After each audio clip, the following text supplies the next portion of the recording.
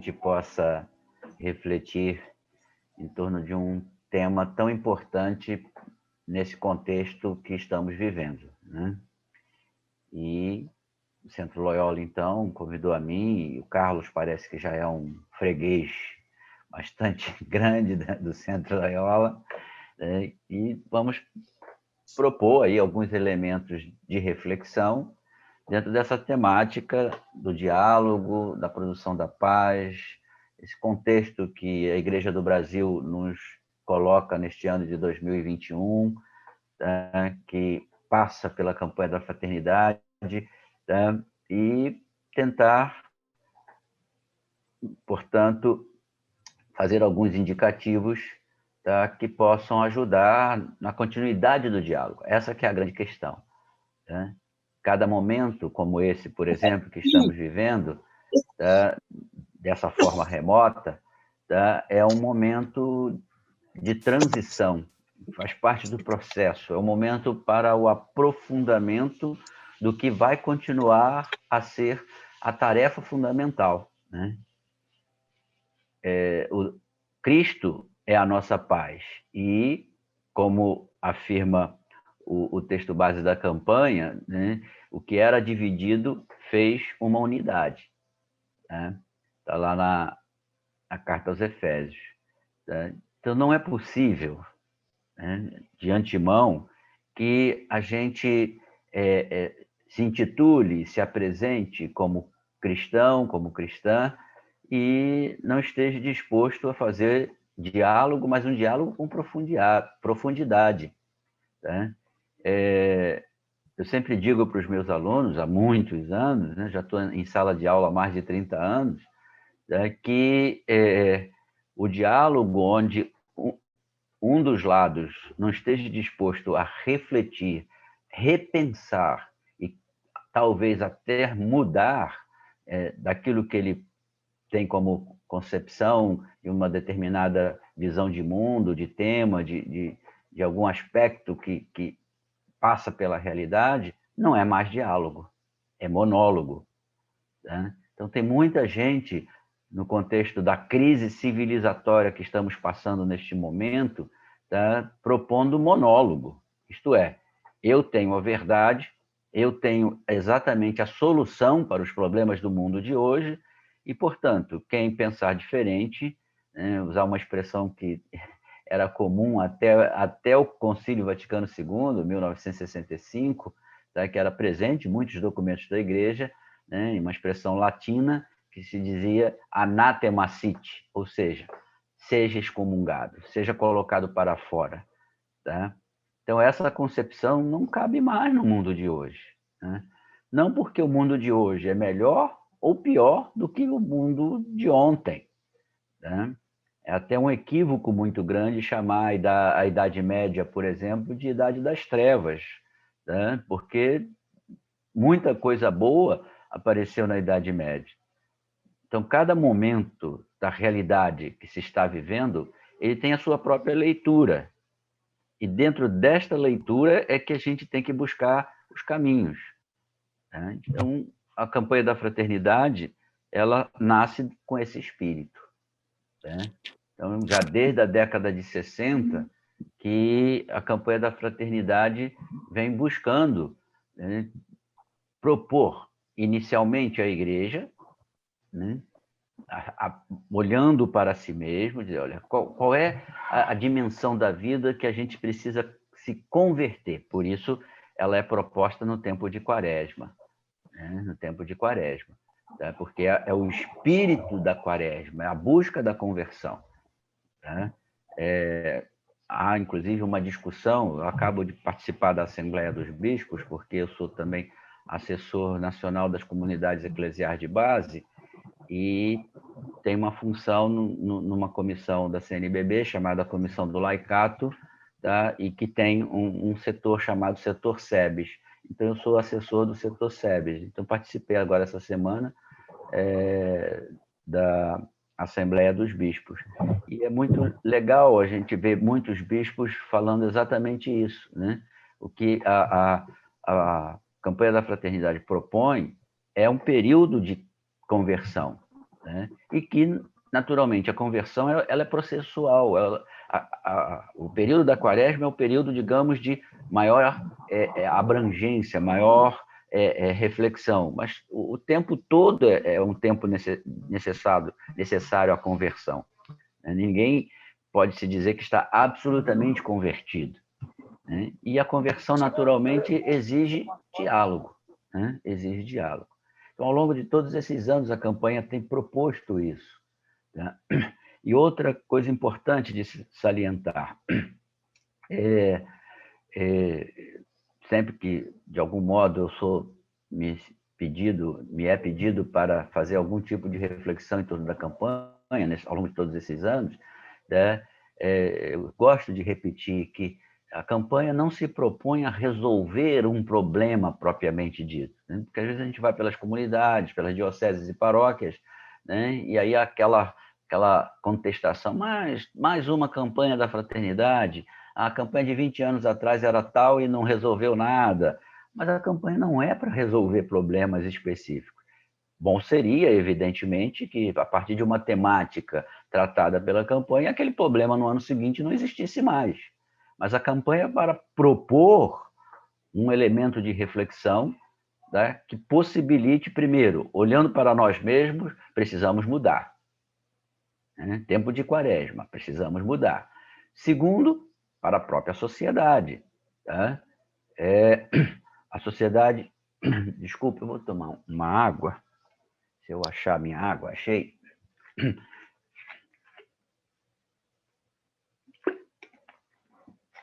Segundo, para a sociedade.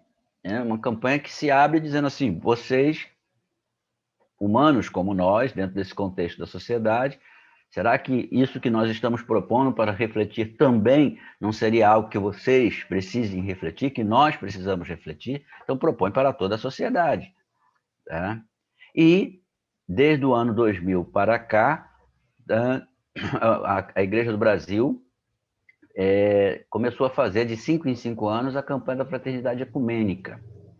E aqui é importante fazer um esclarecimento que nem sempre, até, digamos assim, ministros, né, com alguma autoridade dentro da igreja não compreendem bem isso, né? A campanha da Fraternidade Ecumênica não é para falar propriamente de ecumenismo. Claro que ela tem que ter um espírito ecumênico, evidentemente. O ecumenismo não é desde o Concílio Vaticano II, tá, que tem um documento específico sobre o ecumenismo, entre os 16 documentos do Concílio Vaticano II, que, mal comparando, é a nossa Carta Magna, né? Então, não é uma escolha. Eu não quero ser ecumênico. Eu sou católico e digo assim, eu não quero ser ecumênico. Então, você não seja católico, porque de 1965 para cá é algo que está lá no Concílio Vaticano II. E todos os papas, Paulo VI, João Paulo II, Bento XVI, né? Pulamos aí João Paulo I, porque ele ficou bem pouco tempo, e agora Papa Francisco. Todos os papas trabalharam, e hoje o Papa Francisco trabalha pelo ecumenismo, né? Que se trata de buscar a convergência no universo cristão de elementos fundamentais para ajudar a sociedade e apresentar um Cristo que, exatamente como o tema da campanha da fraternidade deste ano, busque esse Cristo seja fator de unidade e não de divisão, né?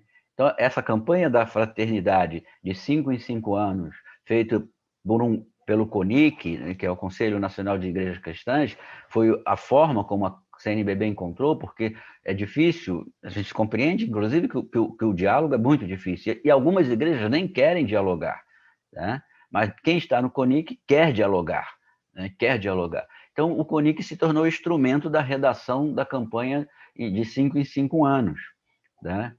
E aí se escolhe um tema. Aliás, o tema é aprovado pela Assembleia dos Bispos, né? Não é aprovado pelo CONIC, né? E a partir desse tema se trabalha uma redação de um texto que é proposto a toda a igreja no Brasil, né? Então, eu achei por bem dar essa explicação, porque há muita confusão. E, infelizmente, a campanha da fraternidade esse ano provocou muita confusão, né? Desnecessária. mas está dentro do espírito de crise civilizatória que estamos vivendo. Né? Já o encontro dos bispos em Aparecida, aqui no Brasil, né, que propôs uma referência de reflexão pastoral para toda a igreja latino-americana, né, chamado comumente de Documento de Aparecida, já em 2007, já fala exatamente isso. Nós não estamos numa época em mudança, nós estamos numa mudança de época. Né?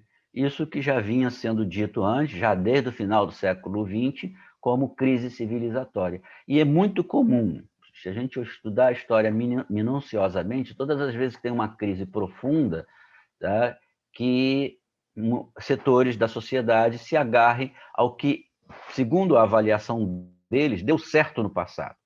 Né?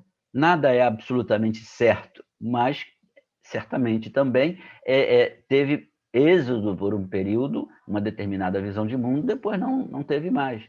Então, numa crise como essa que estamos vivendo, estamos passando, é comum esse tipo de atitude. Porém, cabe ao bom senso, né, cabe ao espírito do cristianismo verificar qual é o caminho que de fato produz avanços. Tá? E certamente, né, daqui a alguns anos, 5, 10, 15, 20 anos, né, nós estaremos vivendo uma nova época, né, um novo modelo cultural. É isso que muitos estão dizendo por aí. E, nesse espírito do diálogo, né, esse ano tivemos a oportunidade de perceber como o diálogo é difícil. Né? E se a gente olha para a realidade, aqui creio que todos os que estão aqui, todos e todas, de alguma forma, poderiam dizer, ou até melhor do que eu, como a realidade está, que é isso que se propõe no texto base da campanha da fraternidade. Né? Ver, julgar e agir, que, de uma forma simbólica, o texto nos propôs primeira parada, segunda parada, terceira parada, tendo como inspiração o caminho de Emaús, né? Aquele texto belíssimo de Lucas 24, né? Que é o caminho de Emaús. Iam dois pelo caminho. Né? Quem são dois? Né? A Sagrada Escritura, o Novo Testamento, ele repete essa afirmação algumas vezes, né? Iam dois pelo caminho. Dois é a comunidade. Tá? Dois é a comunidade. Neste caso, ia a comunidade pelo caminho, tá? Ia a comunidade pelo caminho. E que caminho é esse? Quase sempre a gente fica apenas reduzido à distância entre Emaús e Jerusalém. Né? Mas esse caminho é o caminho da fé, é o caminho da existência, é o caminho que se faz dentro da comunidade.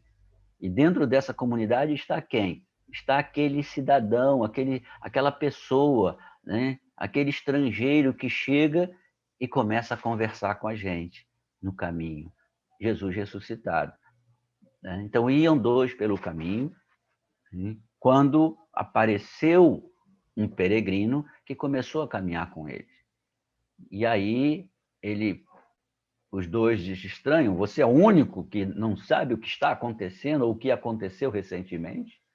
Né? Então, essa é a nossa situação.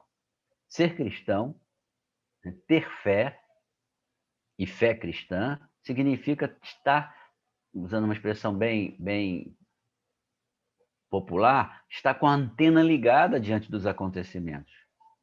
Eu gosto de uma frase que não é minha, é simples, direta e objetiva, de um dos grandes teólogos já falecido, né, do século XX, francês, que participou ativamente do Concílio Vaticano II, chamado Cheny, né, que ele diz assim: não existe fé em estado puro.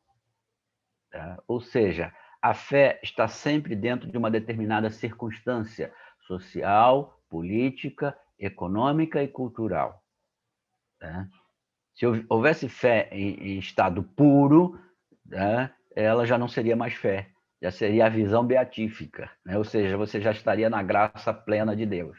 Né? Então, não existe fé em estado puro.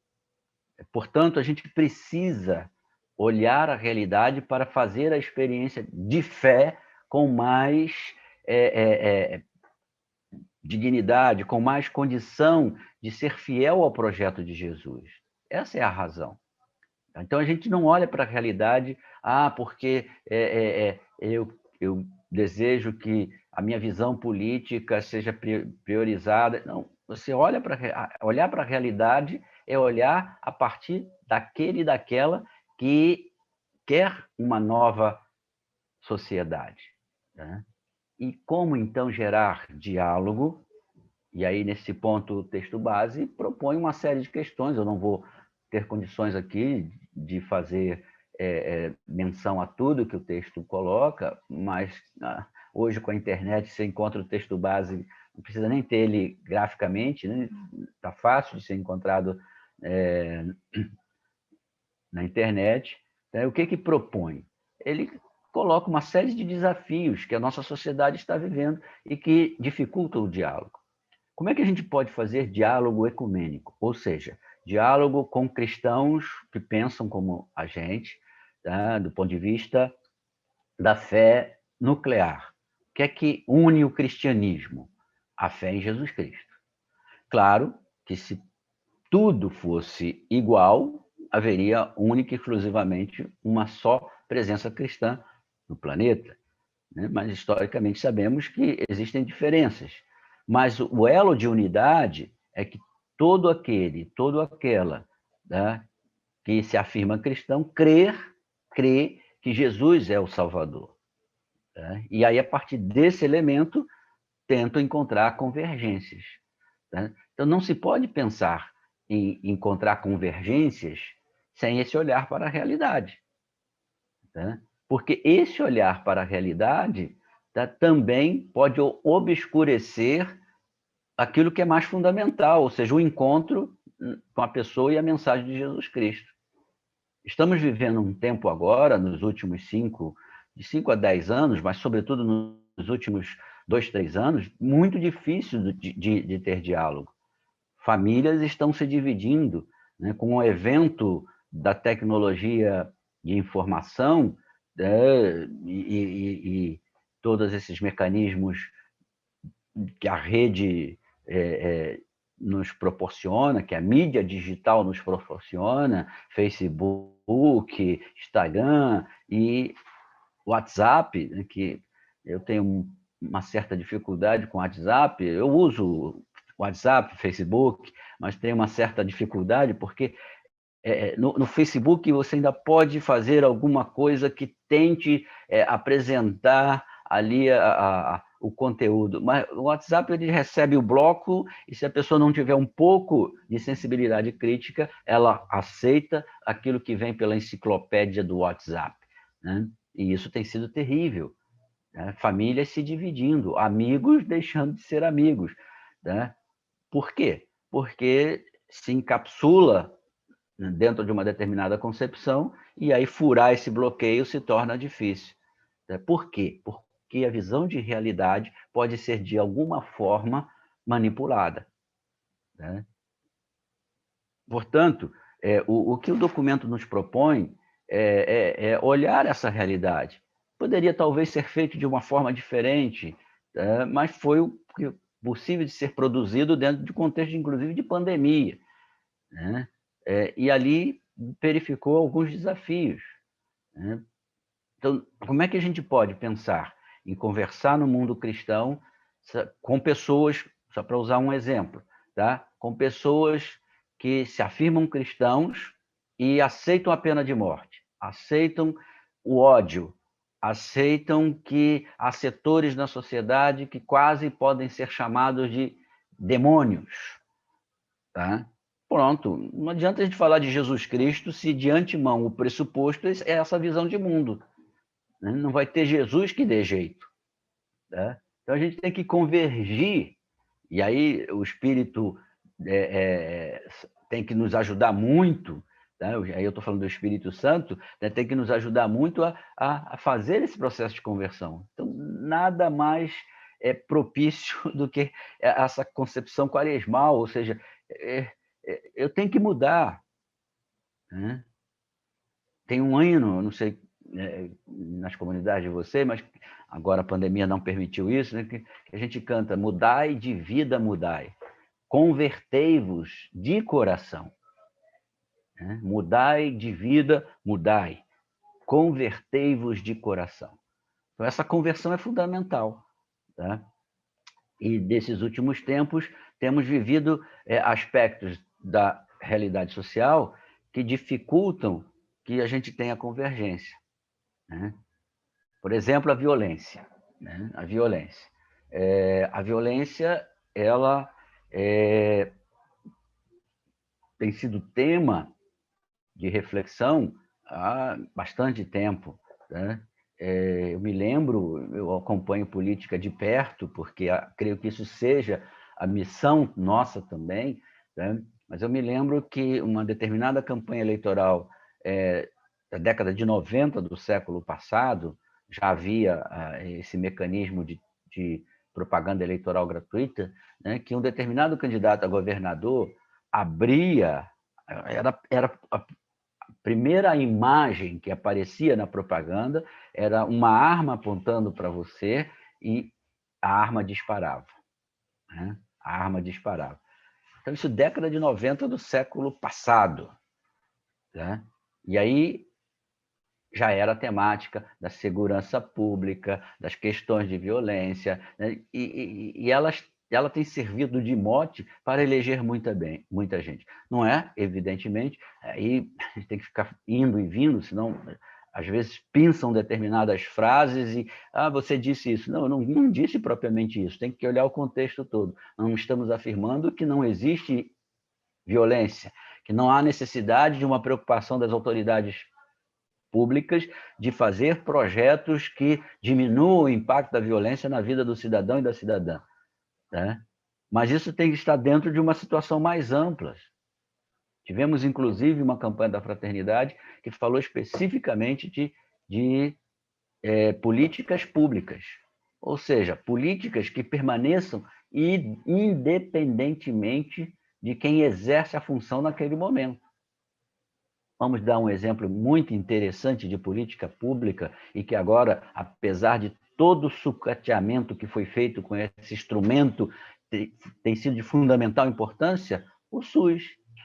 O SUS foi uma política pública. E foi uma política pública, né? Eu cito agora o nome do governo, porque às vezes foi o governo tal.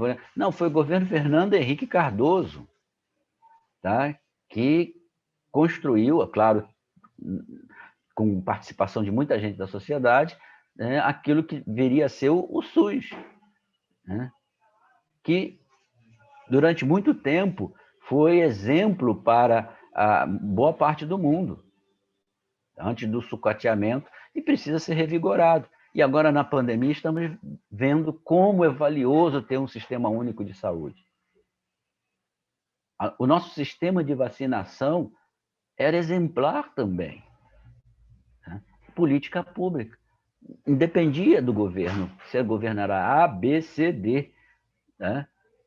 Então, essa situação, ao olhar para ela, diz assim, opa, como isso ajuda a gente manter ou não o diálogo? Como isso possibilita? Né? Eu não, se eu for dialogar com vocês, né, sobre o que comer hoje, daqui a pouco, a gente está na hora do almoço, tá? Daqui a pouco, sobre o que comer hoje. E eu, não é o caso, né?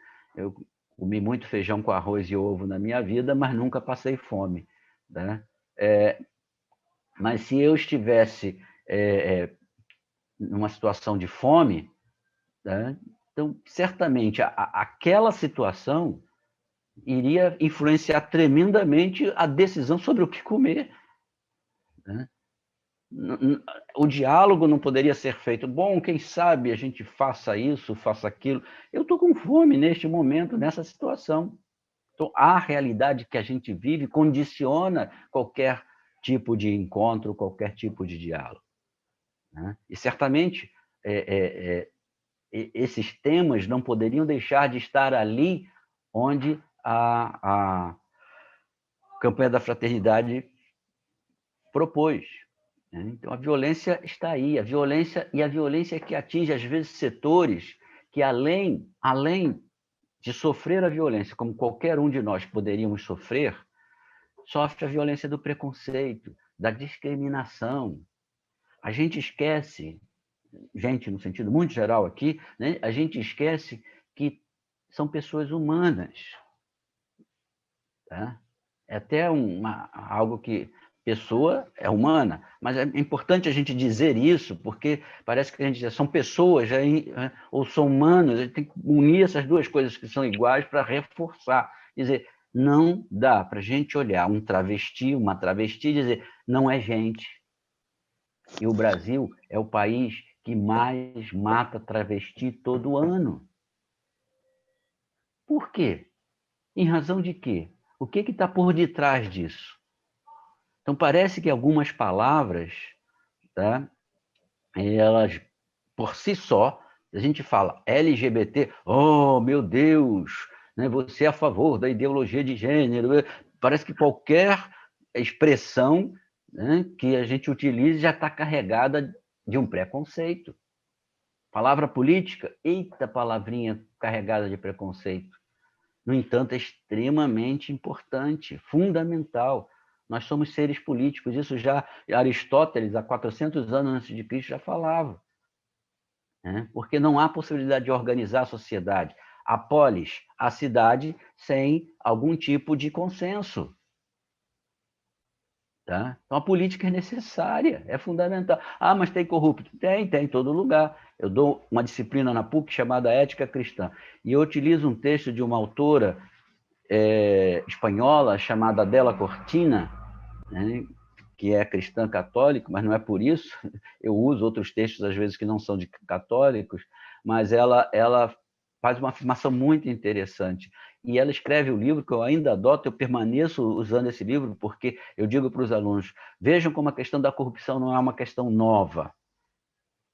Ela escreve esse livro em 1994, chama Ética Civil e Ética Religiosa. Tá? E ali ela apresenta justamente quais são as razões de fundo para existir corrupção. Tá? Que eu não vou aqui mencionar, já estou caminhando para a conclusão. Tá? Então, é importante que a gente possa ter elementos que ajudem a gente a entender antes de fazer um juízo imediato. É o juízo que eu chamo o juízo do WhatsApp. Acabei de receber uma mensagem, né? E tem sido muito comum, pessoas muito próximas, parentes. Você viu? Eu acabei de receber. Antigamente a gente dizia assim, que já tinha os seus limites. Puxa, você viu lá no jornal? Mesmo o jornal tem uma concepção determinada. Mas, digamos, ele precisa colocar muitos elementos, se for um jornal televisivo, mais ainda. Tem as imagens, né? Mas mesmo assim tem que ser olhado com senso crítico. E aí a pessoa recebe uma informação no WhatsApp, bum, e já ataca como a verdade, né? Já ataca como a verdade. Tá? Então, por exemplo, não ter de antemão uma visão preconceituosa já é um elemento fundamental do diálogo. Por isso que o texto vai falar de LGBT, de pessoas que vivem na periferia do mundo. Tá? Tem a periferia e a periferia da periferia. Né? Moradores de rua.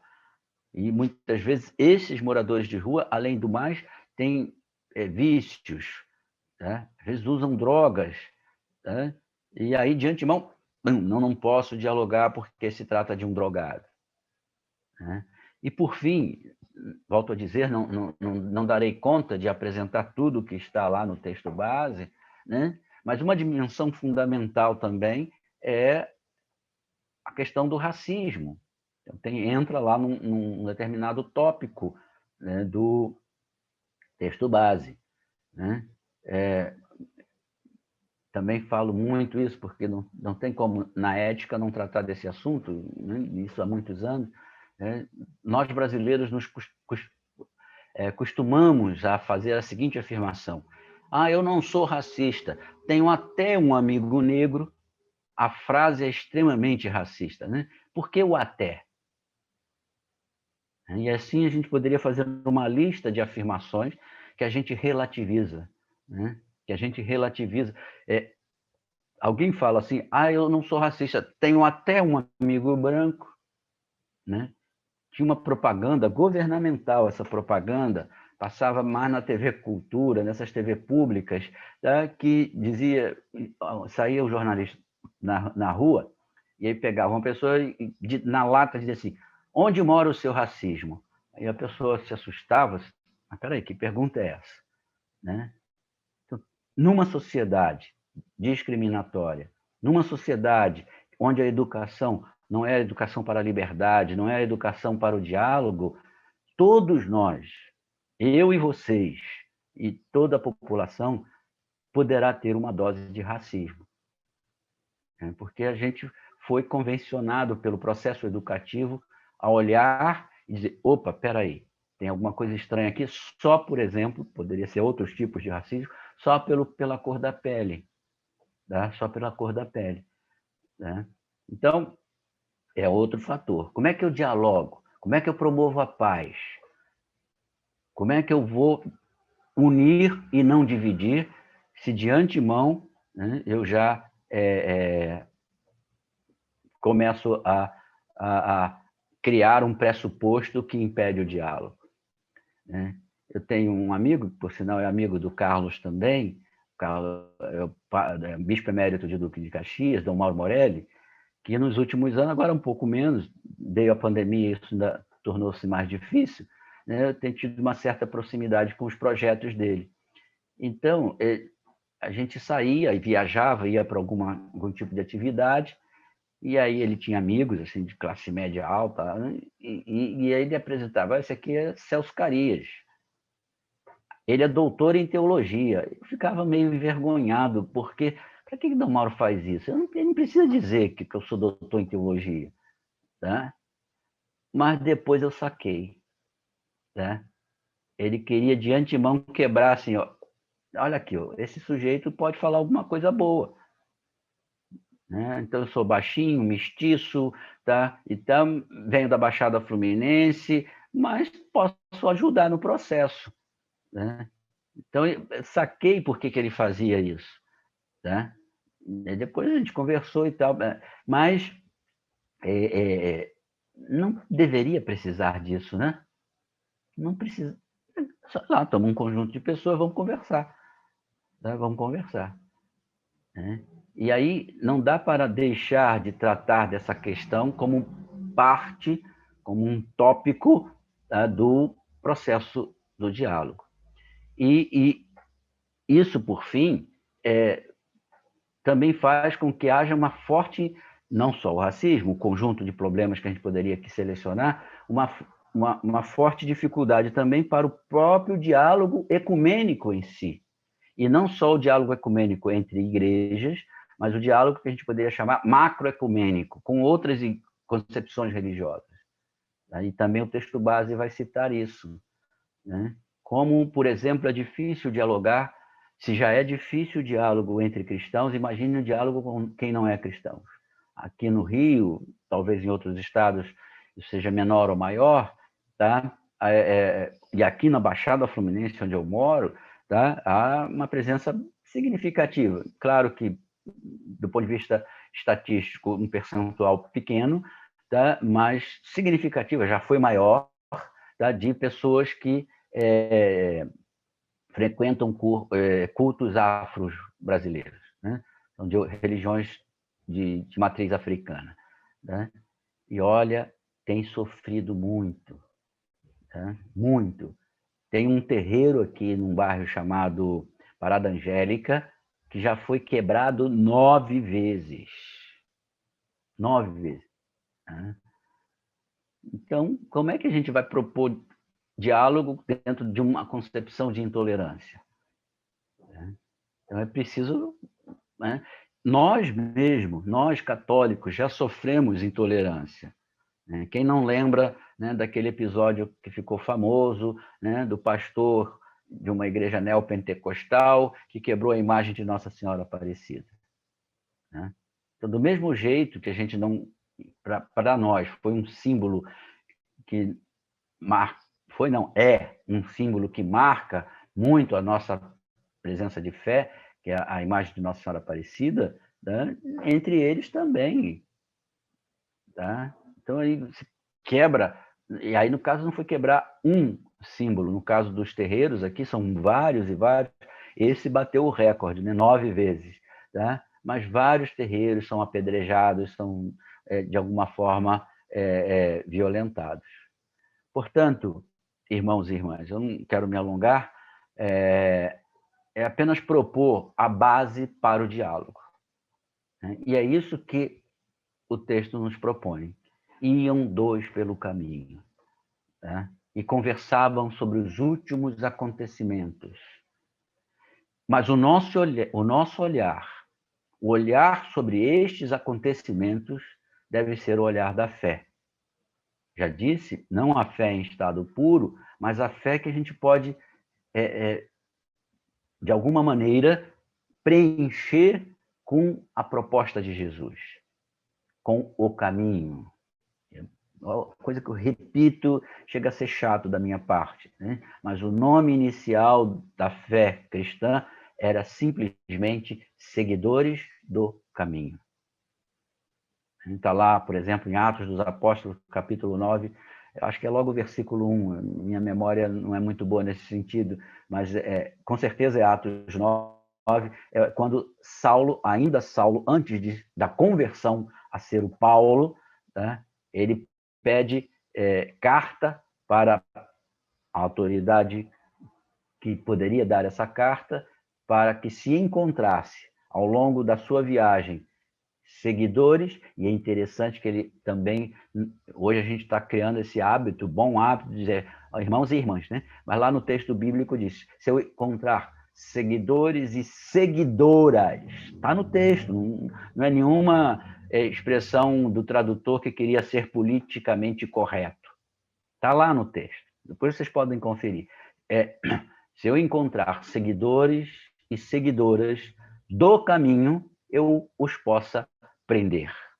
E caminho com ser maiúsculo. Por que no meio da frase se coloca caminho com ser maiúsculo? A intenção do redator é dizer, se tratava do caminho de Jesus. Então, como nós, enquanto cristãos e cristãs, tá, devemos fazer esse caminho da vida, tendo por base o caminho proposto por Jesus. Aí eu deixo essa peleja, né, para o nosso amigo, irmão, o Carlos, da Frederico Schlepper, né, diz a Mônica que é difícil, de fato, eu levei acho que uns 10 anos para pronunciar, nem sei se pronuncio corretamente, né? O nome do nosso irmão, aí, o Carlos, né, que vai nos indicar alguns elementos justamente do caminho, né, que a gente possa ter aí essa base a partir da nossa fé. Muito obrigado. Obrigado, Celso. Muito Carlos. Bem. Então, sendo assim, biblicamente correto, então, bom dia a todas e todos, né, que estão participando aqui desse nosso encontro. Encontro, diálogos, desafios para a paz. Quando nós pensamos nesse encontro, nós tínhamos planejado por uma data durante a Quaresma. E aí, como houve problema, impossibilidade de agenda, então veio essa data, 17 de abril, e aí ficou assim pensando, mas a gente já vai estar fora da Quaresma, será que vale a pena? E aí, eu acho que pela fala do Celso, a gente vê que essa não é uma fala só de Quaresma mesmo, né? Ela é uma fala para sempre. É muito assunto, muita questão importante aí para o nosso dia a dia, principalmente em termos da questão de diálogo. Falávamos de diálogo não só dentro da questão das igrejas cristãs, mas também, e a gente tem, eu pelo menos aqui, onde eu moro, num prédio, moro perto de uma praça, e todo sábado de manhã tem um culto nessa praça. É uma igreja evangélica que sempre vem fazer um culto. Então, é o diálogo, temos que dialogar, né? Portanto, se vocês ouvirem assim um som de alguma pregação ou de música, são os nossos irmãos que estão lá na praça também fazendo o seu trabalho de evangelização. Bem, então, procurando trazer alguns elementos bíblicos dentro desse olhar, né, que o Celso trouxe para nós, dos desafios da paz, o desafio do diálogo, de encontrar-se. Então, eu queria trazer aqui 3 pontos importantes. 2 deles, 2 pontos bíblicos, né? Então, um deles é justamente o lema da nossa da campanha, né? Ou seja, a carta aos Efésios. Depois, o próprio texto que o Celso já mencionou, que fala do caminho, né, dos 2 discípulos pelo caminho, que são os discípulos de Emaús, que é importante também. E queria também trazer aqui presente, não uma questão buscada lá no contexto bíblico, mas no contexto hoje, histórico da igreja, que eu acho que é importante. Por isso que eu coloquei aqui hoje, aqui, né, atrás, de propósito, aqui em cima, né, a gente tem aqui a cruz de São Damião, a cruz franciscana. E por quê? Porque eu queria começar a falar exatamente a partir daqui, né? Por causa dos nossos 2 Franciscos, Francisco de Assis e Francisco de Roma, né? Porque os 2 têm um exemplo muito forte da importância e também da necessidade de diálogo, né? E por que isso? Porque eu fiquei lembrando que, em 2019, né, o Papa Francisco encontrou-se com um professor, doutor da Universidade de Al-Azhar, né, que era o professor Ahmed Al-Tayeb. E ali, nesse encontro que eles realizaram, que foi o encontro da Fraternidade Urbana, isso foi realizado lá em Abu Dhabi, esse encontro queria marcar os 800 anos de um outro encontro que Francisco de Assis tinha realizado com o sultão do Egito, Al-Malik, Al-Malik, Al-Kamil, Al-Ayyub, o nome do sultão. Isso em 1219, né? Então, marcando aí os 800 anos desse importante encontro de Francisco de Assis, num contexto complicado das cruzadas, das conquistas das Terras Santas e etc. E foi assim algo muito importante na vida de Francisco, esse encontro que ele teve, marcando a importância do diálogo e a necessidade do diálogo, né? Então, assim, esse encontro que o Papa Francisco realiza, né, então, com o professor Al-Tayeb, desse encontro vai resultar, então, esse importante documento que o Papa agora escreveu por último, que é o Fratelli Tutti. Quer dizer, então, é desse encontro, né, com outra religião, né, portanto, que saiu esse documento que somos todos irmãos, de fato. Então, veja a importância do diálogo, do encontro com o outro, né? E lembrei também que foi a partir de um outro encontro de Francisco, do Papa Francisco, com o patriarca Bartolomeu, da Igreja Ortodoxa de Constantinopla, que houve um certo desafio, né, que o patriarca Bartolomeu havia feito a Francisco, para que ele pudesse trazer algumas questões importantes em termos de ecologia. E foi daí, então, que surge, portanto, a Laudato Si, importante encíclica que Francisco traz para a nossa reflexão.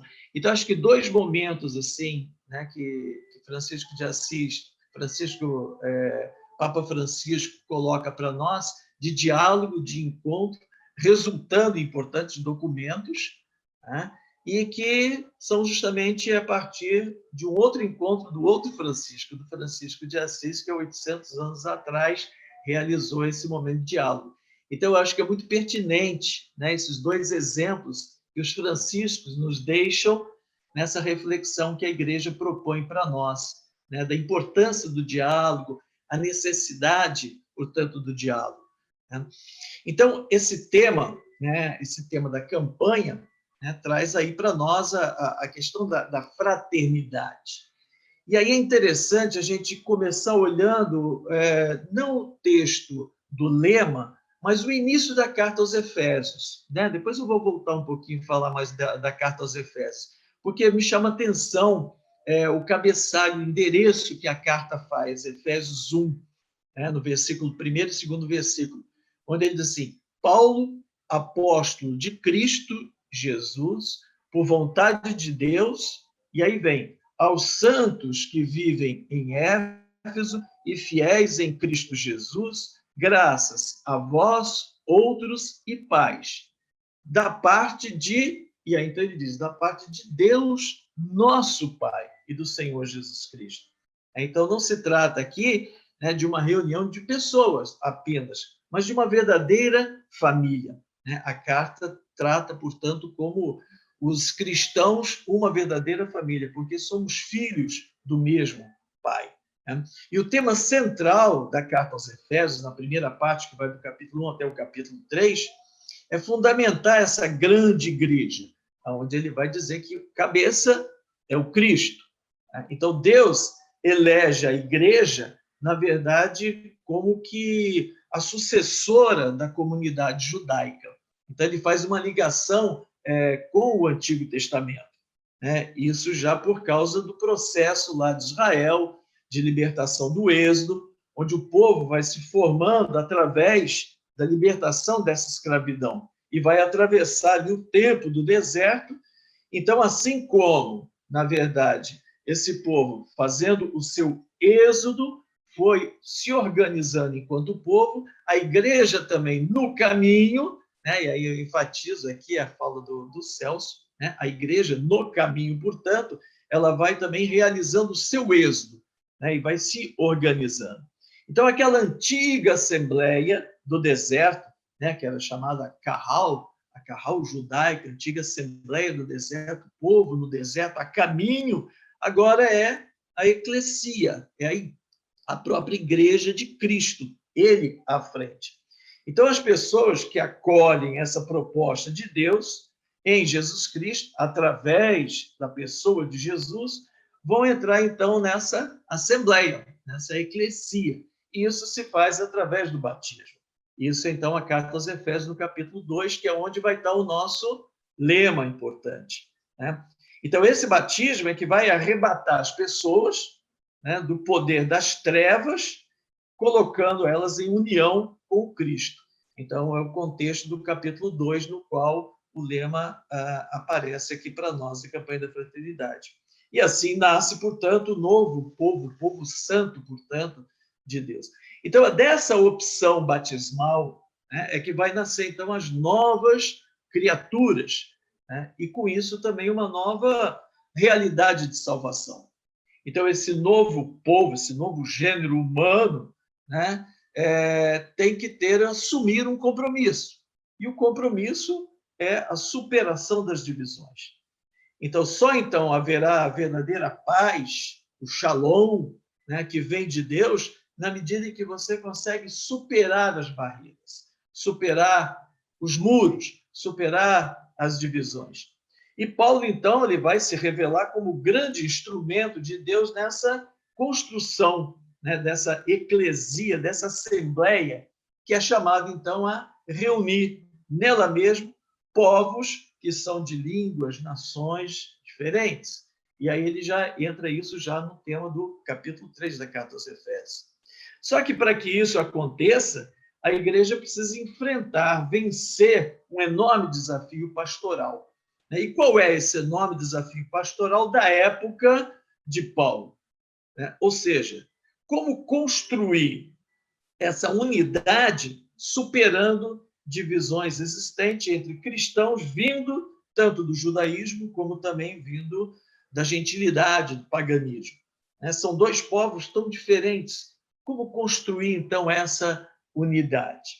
Então, essa é a questão que a carta aos Efésios trabalha diante dessa realidade de conflito entre grupos distintos. Bem, então esse tema da fraternidade, né, que a campanha coloca para nós, ela vai colocar ao lado da fraternidade, vai colocar o diálogo. É o tema do diálogo, tão importante. E essa proposta, né, tão amplo, né, e desarmado também para o caminho, né, da superação da violência, da construção de relação para a prática, do amor, ele, biblicamente, está fundamentado no episódio já colocado pelo Celso, que é o episódio conhecido de Lucas 24, dos discípulos de Emaús, 24:13, começa ali o texto. Né? E esse texto, que é muito conhecido, muito rico, elementos, detalhes de uma riqueza muito grande, né, presente nele, então vai colocando, portanto, esses dois amigos, discípulos, né, que na tarde de Páscoa vão, então, voltando para a sua cidade de origem, a cidade de Emaús, 11 quilômetros, distante, portanto, de Jerusalém.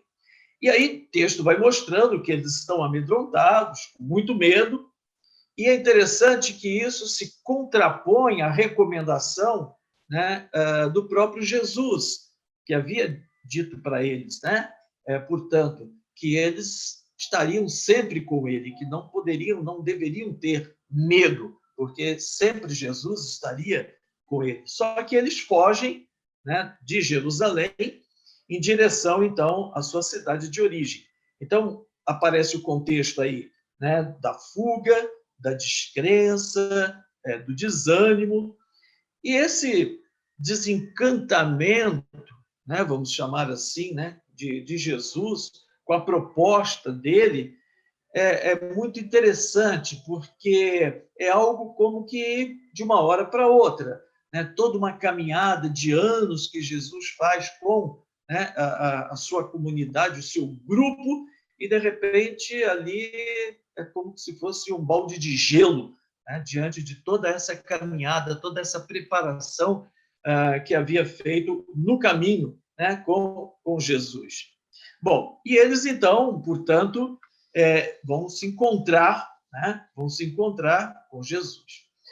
E aqui um pequeno detalhe, né, que se coloca dos dois, os discípulos, que muito provavelmente seria até o casal, né, portanto, Cleofas, e ele é nominado, mas sempre o texto lá em João sempre vai dizer a mulher de Cleofas, Maria. Então, muito provavelmente estariam os dois voltando, Cleofas e Maria, para sua terra de origem, portanto.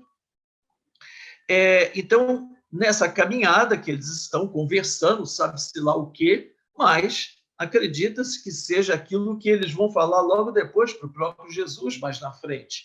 Ali eles contam exatamente, né, o problema quando Jesus pergunta a eles. Então, muitas questões são levantadas, né? E talvez aquela que ressalte mais será verdade mesmo que aquilo que as mulheres disseram aconteceu? Será que, de fato, podemos acreditar na palavra delas? Afinal de contas, esse era o contexto de que a mulher não tinha grande importância dentro do ambiente judaico. Então, ainda a sua palavra não era digna de fé. E é exatamente elas que estão agora dizendo que, de fato, ele não está mais no túmulo. Ele ressuscitou. Será que devemos dar crédito? E parece que não dá muito crédito, porque se tivesse dado crédito, tinham ficado em Jerusalém. Eles resolvem ir embora, parece que não estavam acreditando muito nessa questão. E estão acreditando muito naquilo que as autoridades colocam para eles, porque o texto é muito sutil de dizer: nossas autoridades o mataram, pensávamos que fossem ele, o Messias. Então é interessante como você mostra essa coisa de se fazer a cabeça. Né? As autoridades fizeram a cabeça deles, embora tivessem toda uma caminhada, ter convivido com o próprio Jesus. Né? Então, nesse contexto, estão a caminho, e aí, então, aparece o primeiro momento. Né? Jesus se aproxima.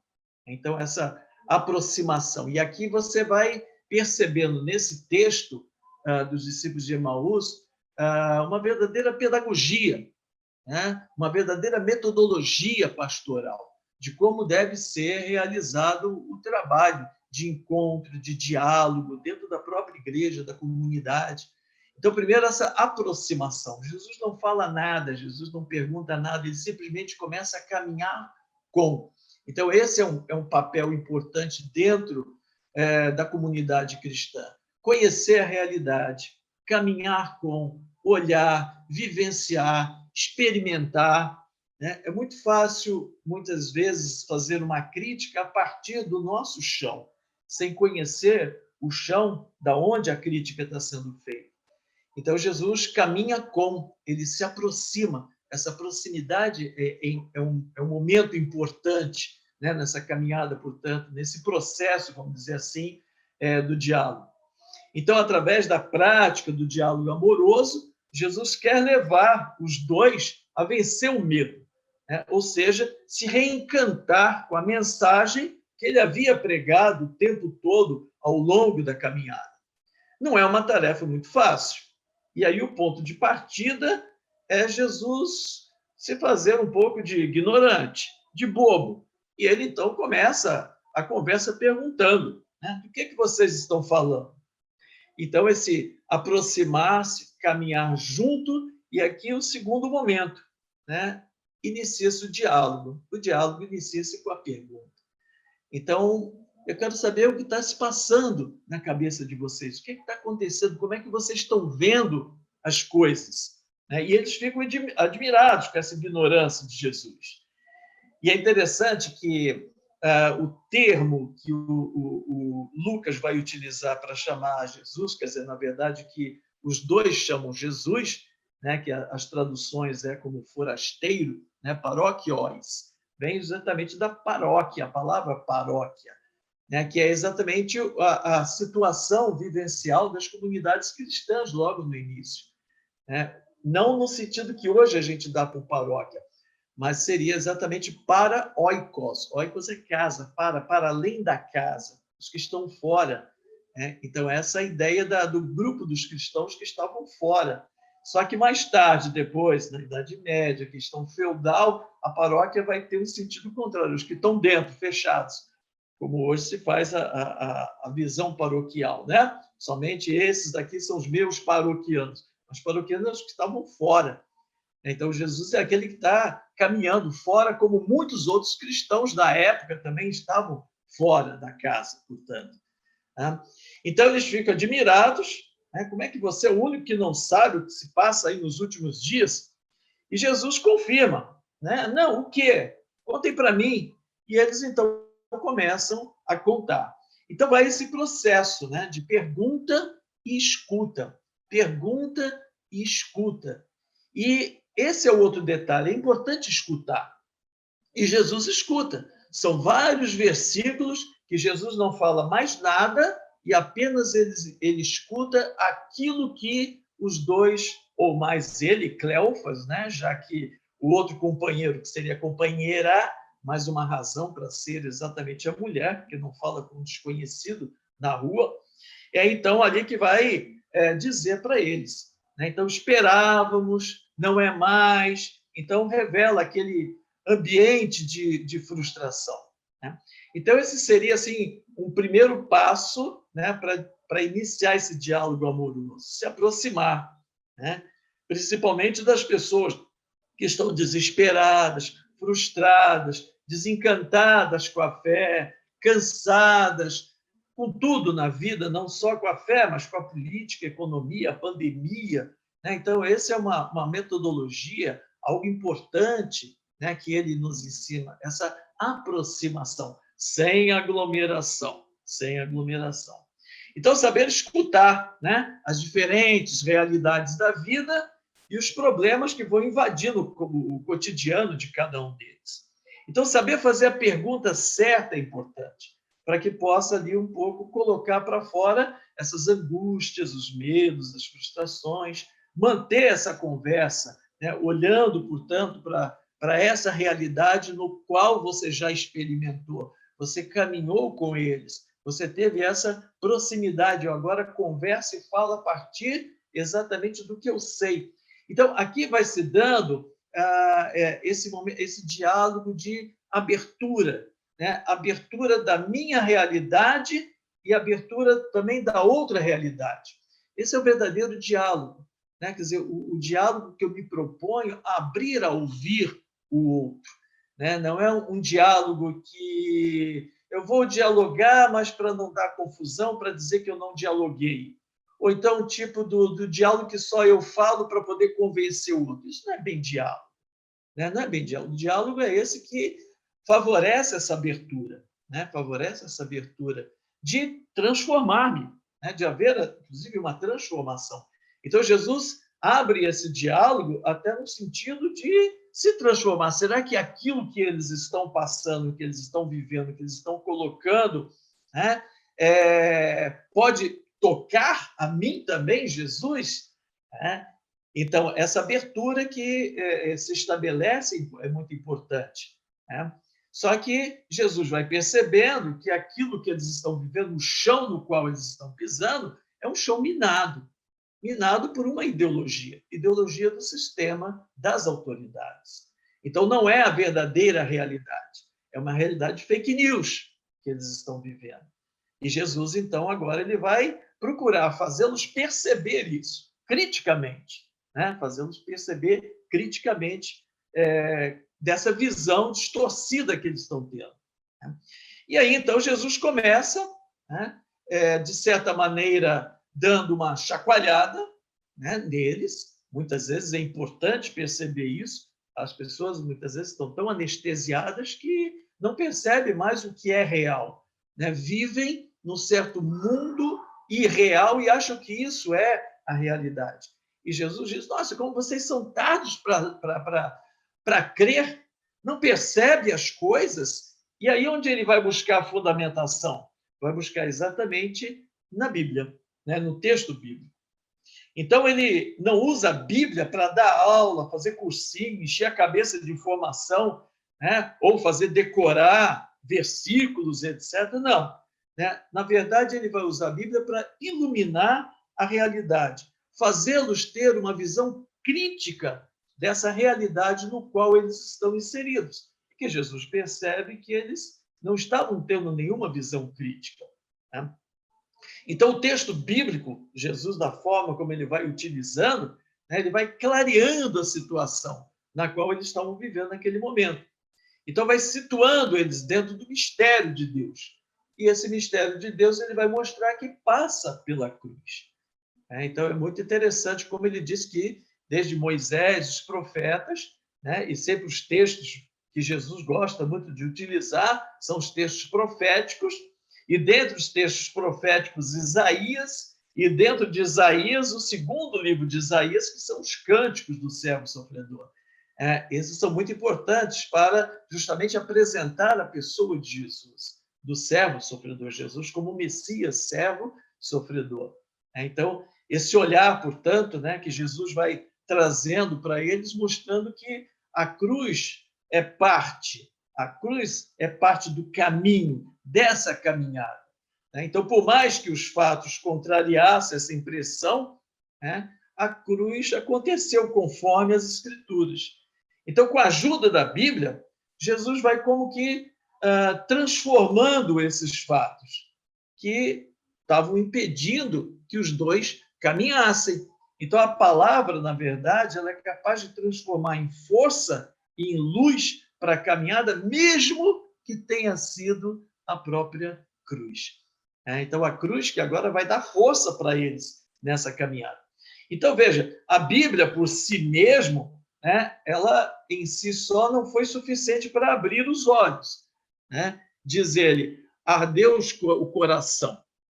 E aqui é interessante sempre a gente lembrar, que, no fundo, o sentido de coração dentro da Bíblia, para nós o coração é sempre a paixão, a emoção, o sentimento. Biblicamente, coração é o lugar do discernimento. Então, portanto, quando ele diz que fez arder o coração, quer dizer, nos fez ver melhor, pensar melhor. Então, o que, na verdade, vai fazer a grande mudança, o que vai fazer a grande mudança, não só arder o coração, mas vai fazer a grande mudança, é justamente o fato de que Jesus entra na casa entra na casa, com eles vai abençoar o pão e depois vai partilhar o pão. Esse gesto da partilha, o gesto eucarístico, é aquele que, de fato, vai abrir os olhos dele. Né? Vai ser possível perceber que ele é o crucificado, que agora é o ressuscitado. Então, aqui, dois pontos interessantes também. O anterior, né? Jesus, então, diz o texto que faz que vá embora, né? E eles, então, fica conosco, já é tarde, entra na casa, participa conosco, né? Então, uma coisa importante, assim como uma avaliação, né? Nessa caminhada, nessa metodologia, é importante avaliar o processo. Né? O que está dando certo, o que está dando errado, como é que isso está andando, será que estamos andando em círculos ou estamos avançando? Né? Porque se nada tivesse mexido, eu dizer tchau, hein? Foi muito bom conhecer, você conhece bem a Bíblia, fala bonito. Né? Mas nada mais teria acontecido. Mas não, a avaliação é positiva, entra conosco, vem para a nossa casa, para a oikos, né? Vem para a nossa casa, portanto, né? Fica conosco. E ali o momento, então, que ele partilha o pão. E logo depois, é o momento importante do desaparecimento. Jesus desaparece do meio deles. Né? Esse momento, saber o momento certo de desaparecer para que a própria comunidade possa fazer o seu caminho, né? Possa fazer a sua própria caminhada. Então, depois disso, eles partem, então, novamente para a ação, né? Voltam a Jerusalém e vão anunciar que, de fato, eles encontraram, portanto, o ressuscitado. Então, fica assim, 7 pontos nessa metodologia, né, que o texto base coloca para nós, importante, em 4 fases, né, que é o ver, o julgar, o agir, o celebrar, que estão presentes aqui nos discípulos de Emaús, é o ver Jesus caminhar, portanto, o julgar a partir da palavra de Deus, né, a ação que eles voltam para Jerusalém, mas também o momento celebrativo do partir do pão, estão presentes nesse texto, belíssimo, discípulos de Emaús. Mas eu chamaria aqui a atenção de 7 pontos importantes dentro do texto. Né? Então, esse aproximar-se, caminhar com, conhecer, estar junto, né? Caminhar com, portanto. Né? Depois, perguntar para ouvir, saber escutar, né? Iluminar com a palavra no momento necessário, né? Com a visão que se exige naquele momento, dentro daquela realidade, o entrar na casa, abençoar, partilhar e o saber retirar-se na hora certa. Então, são 7 pontos assim que o texto coloca para nós de uma forma muito importante em termos mesmo de metodologia pastoral, de caminhada pastoral, né? De como trabalhar, né, pastoralmente. Bom, então, fraternidade e diálogo, né? Fraternidade e diálogo. O exemplo aí do diálogo lá de Francisco de Assis, Francisco de Roma, o diálogo de Jesus agora, os discípulos de Emaús, mas é fraternidade e diálogo, compromisso de amor.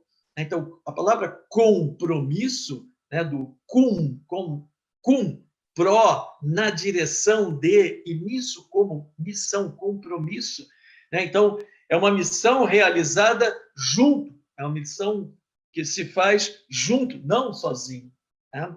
Então, é uma missão fraterna, dialogal, na direção desse verdadeiro amor.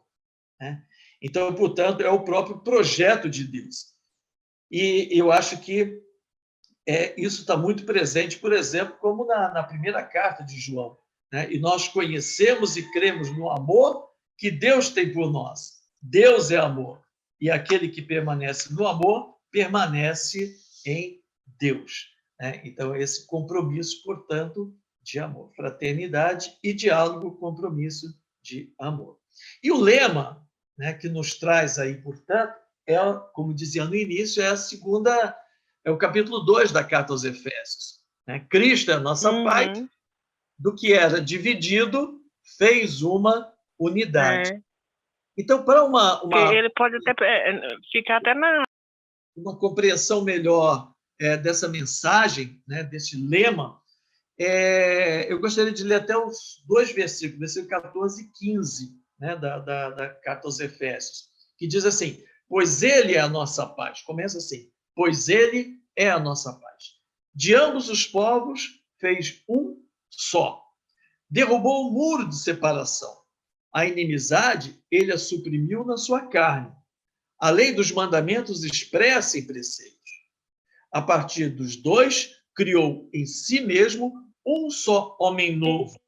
Fundou a paz. Aí É um pequeno hino, né? Esse texto aqui, esses 2 versículos, é um pequeno hino que é dirigido ao Cristo Salvador. Então, ele fala da ação salvadora de Jesus e que é essa ação que nos traz a verdadeira paz. a enteada mais nova dele. Então, esse sacrifício na cruz, ela vai derrubar tudo aquilo que separava, que são os 2 povos, portanto, e cria uma unidade que agora convive em paz.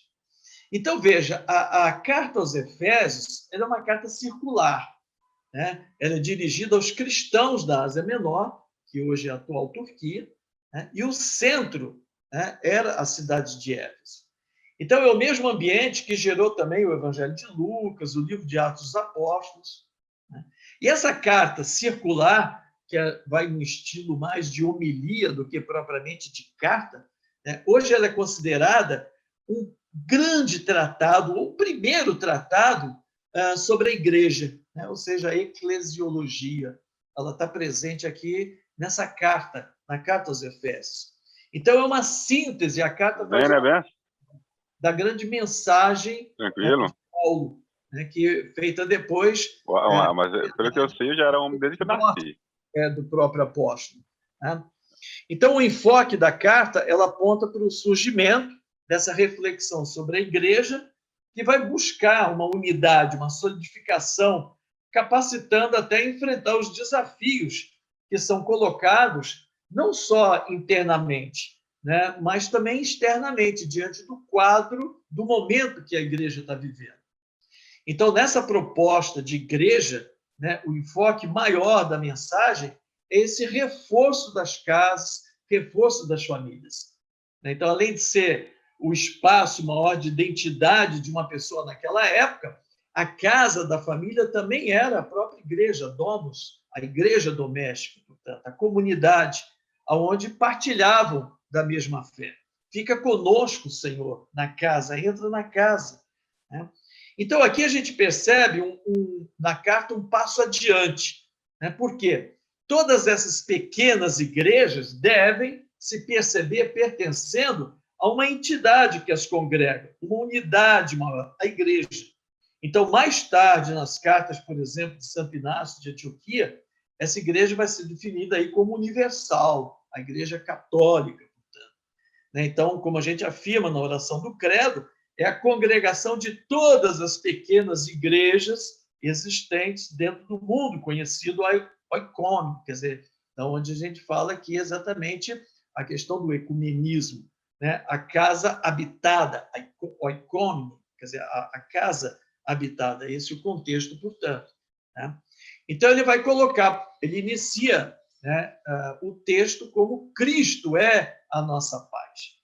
E qual é a importância desse tema da paz que a carta traz aqui para nós? É exatamente o contexto aonde a carta é escrita. Então, a gente tem que lembrar que é o contexto do Império Romano, né? E esse contexto do Império Romano, marcadamente a partir, né, da figura de Augusto. Augusto Otaviano, né, que era chamado, então, César Augusto Otaviano, e que vai governar de 31 a.C. até 14 depois de Cristo. E vai deixar um legado importantíssimo, né, para o Império Romano. Augusto, sublime, o nome Augusto, né, significa sublime, ele era sobrinho neto de Júlio César. Então, por isso ele traz também o nome de César. Né? E é ele quem vai evitar um grande colapso político e econômico do Império Romano. Esse fato, esse feito, portanto, de Otaviano, vai levá-lo a ser o pai da pátria. Vai ser considerado como o verdadeiro príncipe e denominado com o título de Máximo Pontífice, assim como depois passa a ser denominado os papas também, né? Então, aos poucos, vai se tornando e se formando uma ideia, né, de um império divino. E, a partir disso, também começa a se elaborar um próprio culto à figura do imperador. Então, não só de Augusto, mas os outros imperadores que vieram posteriormente, Calígula, Nero, todos os outros, né, presentes. Então, o imperador ele detém o poder, o direito e também a justiça. E, por isso, ele vai ser denominado como o cabeça do império. Cabeça do império. Veja que interessante como podemos já fazer certas associações, né? Como a carta vai colocar que Jesus é a cabeça da igreja. Aqui o imperador é o cabeça, portanto, do império. Então, todo o império deve refletir o próprio imperador. Quer dizer, o humor do imperador se reflete no humor do rei, no humor do império. O imperador está bem, o império está bem, mas se o imperador está mal, o império vai mal. Então, é essa ligação do corpo ligado, o corpo do imperador ligado ao seu império, o Império Romano. É chamado como corpo místico. A associação depois de Jesus como a igreja, o corpo místico de Jesus. Uma associação muito forte, ligada também na carta aos Efésios. E o imperador é aquele que tem também o poder de salvar. Ele é o salvador. Então, veja, cabeça do império, o império como corpo místico do imperador e o imperador como salvador. 3 elementos importantíssimos, essenciais, que a carta aos Efésios vai trabalhar na pessoa de Jesus. Na pessoa de Jesus. Então, ela vai acentuar esses três pontos importantes, presentes na vida, portanto, da igreja. Então, quando ele afirma na carta que Cristo é a nossa paz, o conceito de paz ele está vinculado ao conceito de paz romana. Então, ou seja, qual era o conceito de paz romana? O conceito de paz romana era, primeiro, proteção de Roma. Qualquer rebelião deveria ser sufocada, a última palavra era do imperador, dessa forma ele mantinha a paz, e há uma lei, e essa lei que é para todos, mas todos com algumas diferenças. E aqui entra problemas de suborno, corrupção entre os grandes, etc. Então, essa paz deve ser mantida a todo custo. É essa paz que é a Pax Romana. Depois, ele vai, dentro desse contexto da elaboração, da realização da paz romana junto às nações, também fazendo as benfeitorias nas outras nações, desde que essas benfeitorias dessem retorno a Roma, houvesse um retorno econômico. Então, dessa forma, um grande enriquecimento de Roma. Além do que, temos que acrescentar os espólios de guerra, os jovens que são recrutados para as legiões romanas, tributos, arrecadação do que havia de melhor nas colônias, tudo isso era levado para Roma, que fazia da Pax Romana. Era um elemento importante da realização da Pax Romana. Além do que, ainda uma questão cultural, a necessidade de romanizar as colônias. Então, costumes, valores, ideais, modo de ser, ainda que tivesse que apagar algumas culturas que fossem fortes. Então, portanto, criava-se uma ideia de que era vantagem ser aliado de Roma. Era importante ser avançado, era importante ser da forma como eles, os romanos, eram. Viver o modo de vida romano. Algo muito parecido que nós temos nos nossos dias, que vivemos o modo americano de ser como algo a ser trabalhado e vivido. Depois, a mística em torno da figura do imperador, por ser divino, era uma fonte de garantia da paz romana.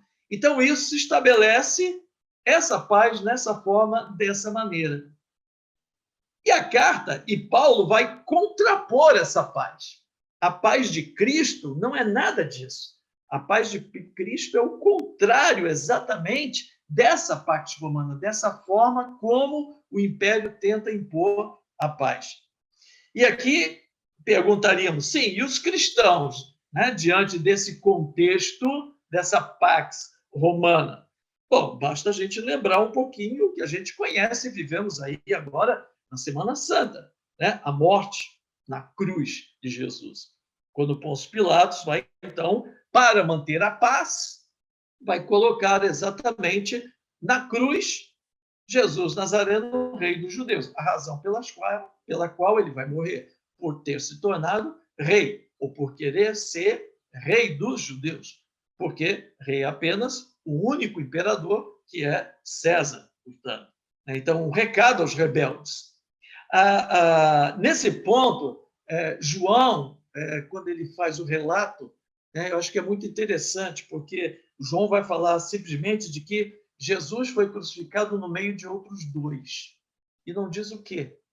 Embora Mateus e Marcos vai falar ladrões, Lucas vai falar de malfeitor, mas não era ladrão e malfeitor que ia para a cruz. Quem ia para a cruz era rebelde. Era o rebelde. Então, talvez poderíamos pensar que os dois, ao lado de Jesus, dois rebeldes, talvez seus discípulos, teriam sido crucificados pela mesma razão, os seguidores dele.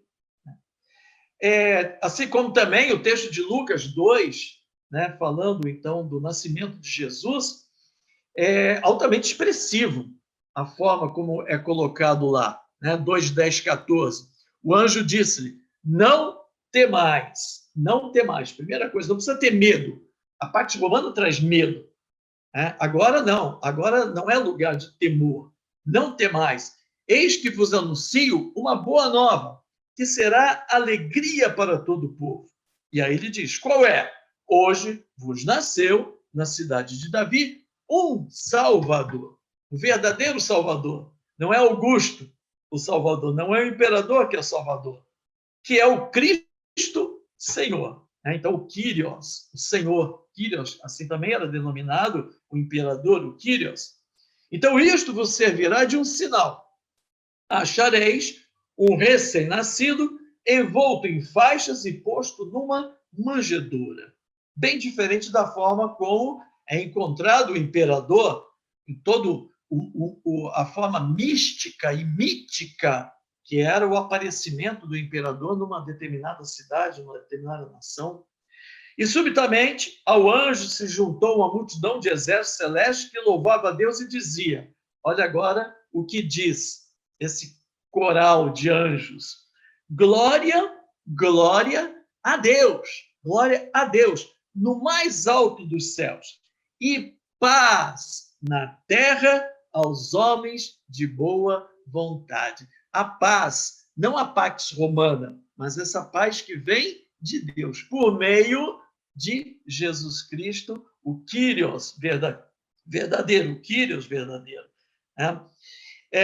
O Marcos 1,15 também vai deixar muito claro que é necessário uma mudança, transformação, uma metanoia, para entender do que se trata essa boa nova que eu vos trago. Eis que vos trago uma boa nova.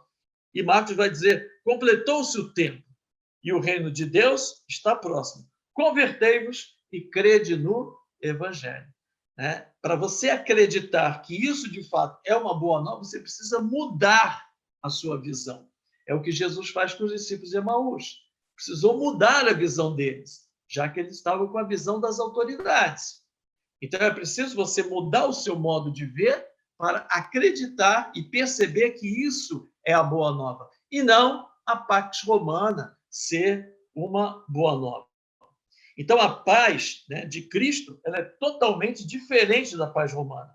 E na carta de Paulo, sempre o endereço vai ser sempre o mesmo. Graça e paz da parte de Deus. É sempre a mensagem que Paulo coloca. A graça e a paz da parte de Deus. Então, nós temos aqui claramente essa paz do Cristo, que vai contrária à morte, mas que é a vida, contrária à violência, contrário às injustiças, contrária à mentira, contrária às armas, e vai ao encontro daquilo que Mateus fala nas bem-aventuranças, os promotores da paz, porque serão chamados filhos de Deus. Esses são verdadeiramente os filhos daqueles que promovem a verdadeira paz, e não a pax romana. Então, acho que esses elementos aqui que o texto coloca para nós, como os discípulos de Emaús, acho que é a carta aos Gálatas também,